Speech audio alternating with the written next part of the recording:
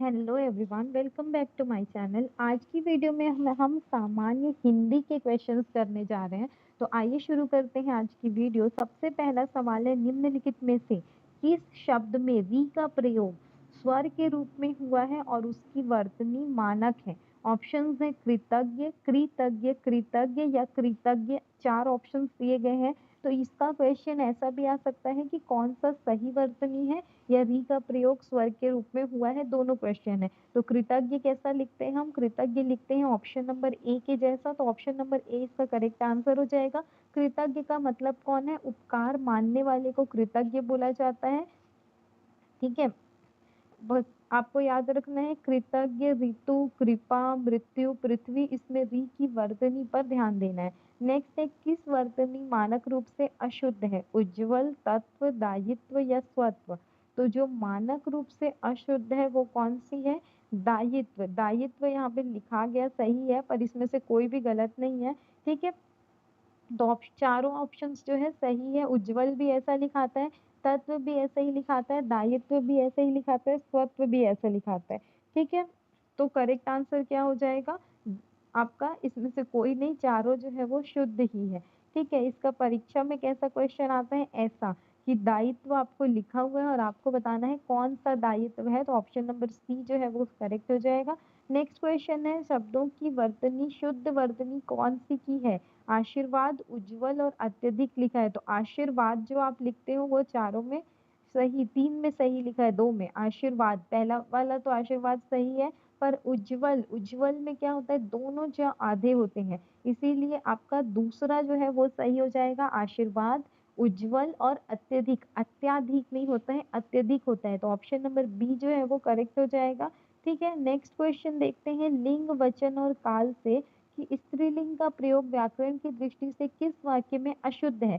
सीता ने मीठा आम खाई, सीता ने मीठे आम खाया, सीता ने मीठा आम खाया या सीता ने मीठी आम खाई। तो कौन सा व्याकरण की दृष्टि से शुद्ध है, हमको ये बताना है। तो सीता ने मीठा आम खाया, ये जो हो जाएगा आपका शुद्ध हो जाएगा, क्योंकि आम जो है वो पुल्लिंग है। ठीक है, तो सीता ने मीठा आम खाया, ऐसा होगा विशेषण। के कारण सकर्मक भूतकालीन क्रिया है, तो लिंग वचन के अनुसार आएगा। नेक्स्ट क्वेश्चन है, भूतकाल के पूर्ण होने का अर्थ सबसे स्पष्ट है किस वाक्य में? राम पढ़ता था, पढ़ रहा था, पढ़ चुका था या पढ़ता रहा। तो यहाँ पे भूतकाल पूर्ण हो गया है, तो पूर्ण भूतकाल का कौन सा हो जाएगा? पढ़ चुका था। चुका था आने से कार्य के पूर्ण होने का बोध होता है, तो ऑप्शन नंबर सी इसका करेक्ट आंसर हो जाएगा। पढ़ता था जो था वो सामान्य भूतकाल है, पढ़ रहा था जो है वो अपूर्ण भूतकाल है। पढ़ रहा था ये आपका पूर्ण भूतकाल है, और पढ़ता रहा मतलब कार्य जारी है, तो ये पास्ट कंटिन्यूअस में आएगा। नेक्स्ट है, किस वाक्य में भविष्य काल की पूर्णता का बोध होता है? वह कल आएगा, वह कल आ रहा होगा, वह कल आ चुका होगा या कल आता रहेगा। तो जहां पर भी पूर्णता की बात होती है ना, तो वहां चुका वाला शब्द आता है। तो ऑप्शन नंबर सी इसका करेक्ट आंसर होगा, वह कल आ चुका होगा।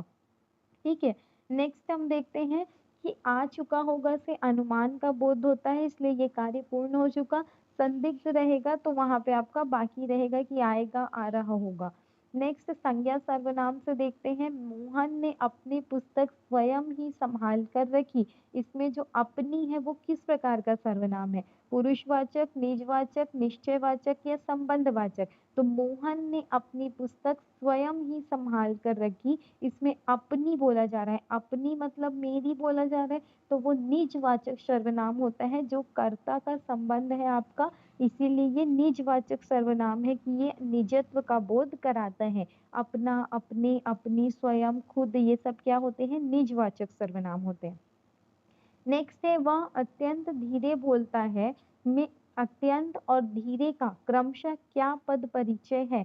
मतलब अत्यंत और धीरे क्या है? विशेषण विशेषण है, क्रिया विशेषण क्रिया विशेषण है, क्रिया विशेषण और विशेषण है, या विशेषण और क्रिया विशेषण है। तो यहाँ पर देखिए क्या बोला जा रहा है, वह अत्यंत धीरे बोलता है, इसमें बोलता क्या है? क्रिया है। ठीक है, और धीरे बोलता है वो क्या है? उसका क्रिया विशेषण हो जाएगा। जो विशेषण की विशेषता, क्रिया की विशेषता बताता है वो क्रिया विशेषण होता है ना।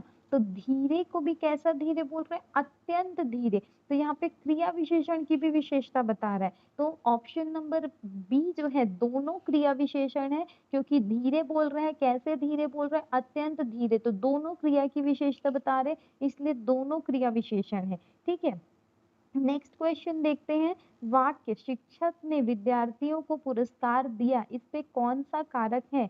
कर्म कारक, करण कारक, संप्रदान कारक या अपादान कारक? तो शिक्षक ने विद्यार्थियों को पुरस्कार दिया, मतलब अब जो सामान दे दिया जाएगा और वापस नहीं ले सकते, वहां पर होता है संप्रदान कारक। तो ऑप्शन नंबर सी इसका करेक्ट आंसर हो जाएगा। जहां पर आप दान दो, पुरस्कार दो, तो वो होता है आपका संप्रदान कारक। ठीक है, नेक्स्ट समास से देखते हैं। नीलकंठ में कौन सा समास है? जब नीलकंठ का क्या बोला जाता है? नीला है कंठ जिसका। तो ये ऑप्शंस कर्मधारय है, द्वंद है, बहुव्रीहि है या तत्पुरुष है। तो यहाँ पे देखिए कंठ है, कैसा है? नीला है। तो हम यहाँ पर विशेषण आ रहा है तो हम इसको बहुव्रीहि सॉरी उसमें कर्मधारय में ले लेते हैं। पर नीलकंठ किसको बोला जाता है? नीला है कंठ जिसका, जिसका मतलब हम भगवान शिव से ले रहे। तो जिस समास में मूल पद ना होकर के गौण पद प्रधान होता है, उसको बोला जाता है आपका बहुव्रीहि समास। ठीक है, इसमें आपका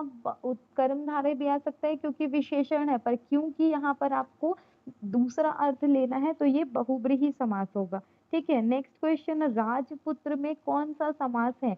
द्वंद्व, षष्ठी तत्पुरुष, कर्मधारय या बहुव्रीहि? तो राजपुत्र, राजा का पुत्र। तो इसमें का लोप है। जिस भी समास में विभक्ति का लोप होता है उसको बोला जाता है तत्पुरुष समास। तो ऑप्शन नंबर बी षष्ठी तत्पुरुष इसका उत्तर हो जाएगा। ठीक है, नेक्स्ट है। निम्नलिखित में से किसमें द्वंद्व समास है? माता पिता, नीलकमल, राजपुत्र या पीताम्बर? तो द्वंद्व समास क्या होता है? जिसमें दोनों पद प्रधान होते हैं। तो माता पिता, माता और पिता दोनों पद प्रधान है और विलोम शब्द होते हैं। तो माता का विलोम शब्द पिता हो जाएगा, इसीलिए ये द्वंद्व समास है। नील कमल किसको बोलते हैं? नीला कमल। नीला कमल, कमल कैसा है? नीला है। तो ये कौन सा समास हो जाएगा? आपका कर्मधारय। राजपुत्र, राजा का पुत्र, तत्पुरुष समास। पीताम्बर जो है पीला है, अंबर पीला, पीताम्बर किसको बोले जाते हैं? पीले वस्त्र धारण करने वाले को। तो ये कौन हो जाएंगे आपके? कृष्ण जी। तो ये हो जाएगा आपका बहुव्रीहि समास। नेक्स्ट है। संधि से देवेंद्र का संधि विच्छेद क्या है? देव प्लस इंद्र, देवे प्लस इंद्र, देव प्लस इंद्र या देवी प्लस इंद्र?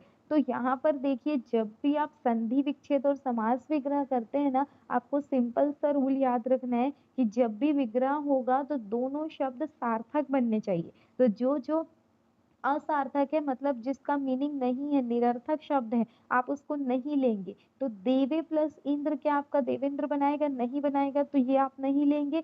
देव प्लस इंद्र, इंद्र कोई सार्थक शब्द है? नहीं है, तो आप उसको भी नहीं लेंगे। देवी प्लस इंद्र मिलकर के देवेंद्र नहीं बनाएगा, ई प्लस ई मिलके ए नहीं बनाएगा, इसलिए डी भी गलत है। तो आपका करेक्ट आंसर क्या हो जाएगा? देवेंद्र।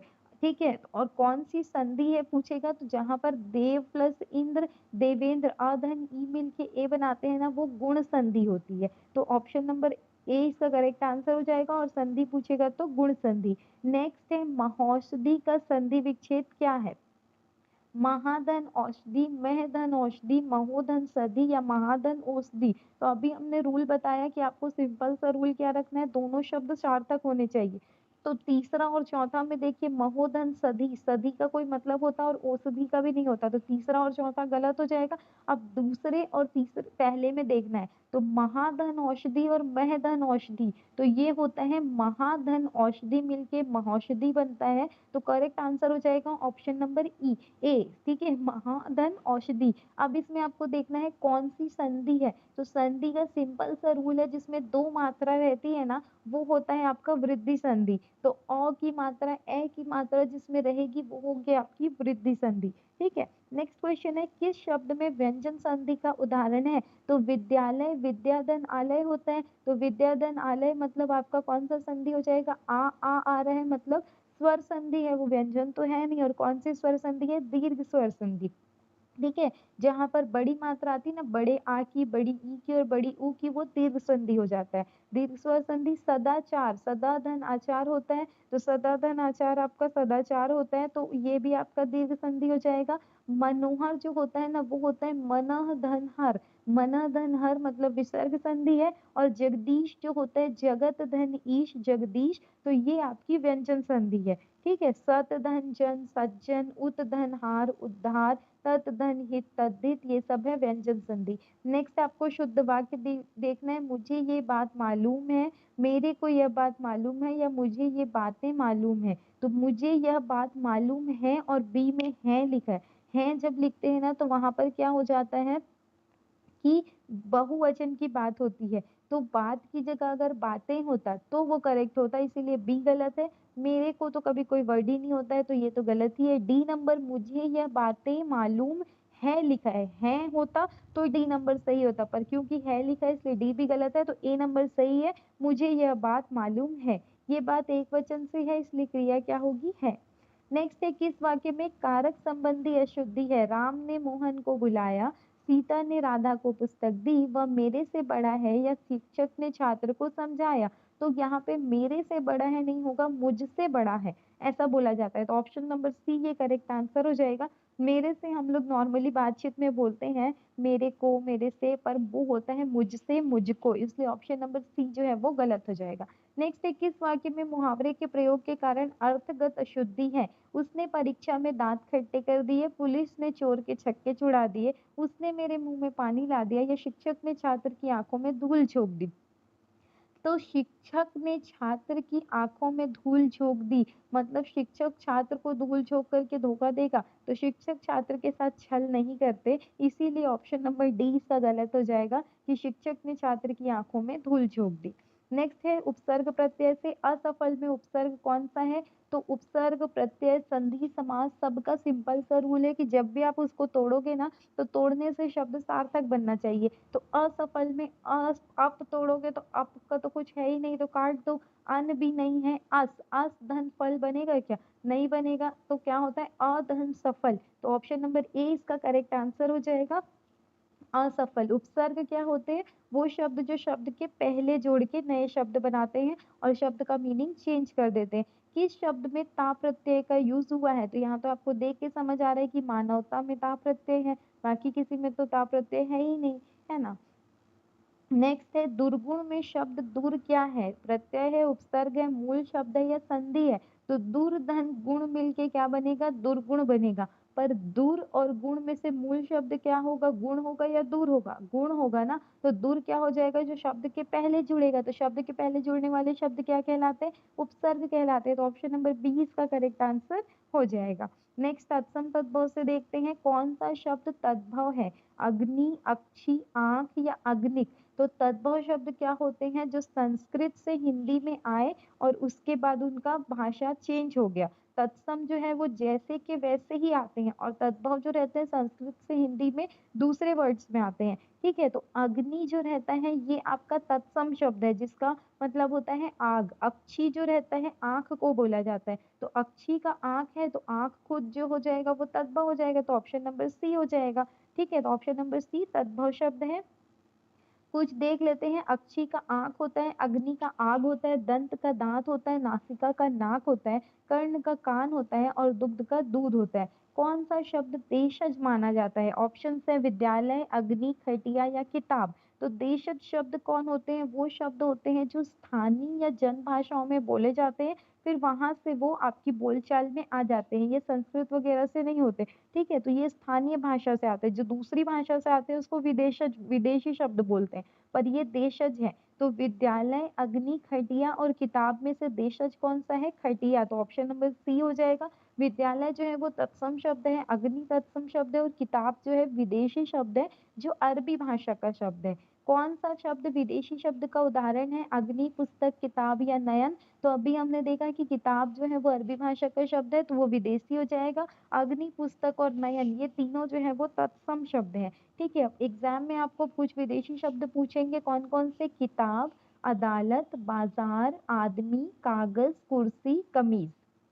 नेक्स्ट है, पर्यायवाची शब्दों से कमल का ऐसा पर्यायवाची कौन सा है जिनका प्रयोग साहित्य में विशेष रूप से कमल के लिए किया जाता है। पंकज, पल्लव, पादप या प्रसून। तो कमल के पर्यायवाची बहुत सारे हैं और ये चारों कमल के पर्यायवाची हैं, पर साहित्य में विशेष रूप से जो किया जाता है वो है पंकज। तो ऑप्शन नंबर ए इसका करेक्ट आंसर होगा, क्योंकि क्वेश्चन में आपसे पूछा था कि साहित्य में विशेष रूप से कौन सा किया जाता है। बाकी कमल के पर्यायवाची पंकज भी है, नीरज भी है, सरोज, राजीव, अरविंद, उत्पल, जलज।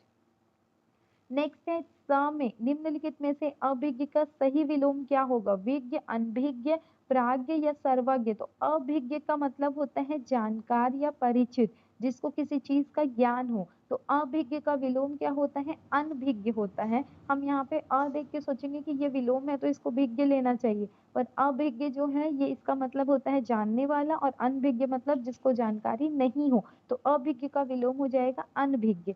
ठीक है, विज्ञ का मतलब होता है ज्ञानी, प्राज्ञ का मतलब बुद्धिमान, और सर्वज्ञ का मतलब सब कुछ जानने वाला। नेक्स्ट है जो बिना किसी स्वार्थ के दूसरों का उपकार करता है, उसके लिए उपयुक्त शब्द क्या होगा? परोपकारी, स्वार्थी, कृतज्ञ या दुराचारी। तो यहाँ पर हमको दूसरों का उपकार करने वाला क्या हो जाएगा? परोपकारी हो जाएगा।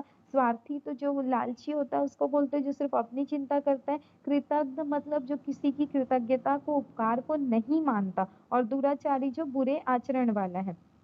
ठीक है, तो ये थे हमारे आज के क्वेश्चंस, और जो आपका टॉपिक है उसी से ये सारे क्वेश्चन थे। ऐसे ही और वीडियो के लिए आप हमारे चैनल के साथ जुड़े रहिए, और चैनल को सब्सक्राइब कर सकते हैं, वीडियो को लाइक कर सकते हैं। कोई भी क्वेरी सजेशन हो you can write in the comment section. और अगर आपको हमारा काम पसंद आ रहा है और आपके और कोई फ्रेंड्स और फैमिली शिक्षक भर्ती की तैयारी कर रहे हैं, तो ये वीडियो आप उनके साथ शेयर कर सकते हैं। सो मिलते हैं नेक्स्ट वीडियो में। Have a nice day.